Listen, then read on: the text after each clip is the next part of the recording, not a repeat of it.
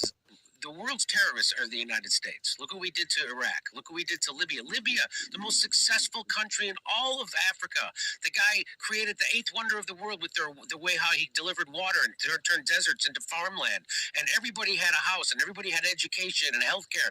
And we turned it into a failed state run by terrorists with open slave markets. Who did that? Barack Obama and Hillary Clinton did that. And they'll never have to pay a price for that. Barack Obama, the most they'll do is go, yep, that was a mistake.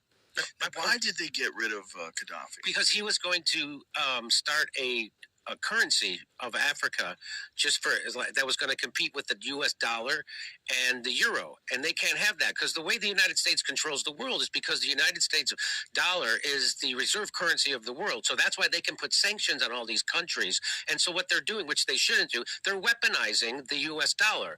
And so like when countries want to trade with each other, they have to go take their currency, change it into U.S. dollars so they can trade. And it was a lot of it was based on the petrodollar, which, by the way, Saudi Arabia just quit. They didn't renew it. I don't know if you heard about that. Yeah, I did hear about that. So, and all of a sudden, CBS News is starting to do news stories about how Saudi Arabia was involved in 9/11. All of a sudden, 24 years later, all of a sudden, oh, you know what? Turns out there was something happened with it. And they're like, you mean 2 weeks after they decided to not renew the fucking petrodollar? Now CBS News is allowed to talk about that and investigate it, which when I talked about it, it got demonetized. But anyway, so that's why, because Gaddafi was doing that. Mm-hmm. He was going to set up a currency for all of Africa, and it was going to be based on have a gold standard. And so they're like, no, you're not. You're not fucking doing that. And they made up a bullshit thing like, we got to save the people. You guys, they don't give a fuck about the people in America.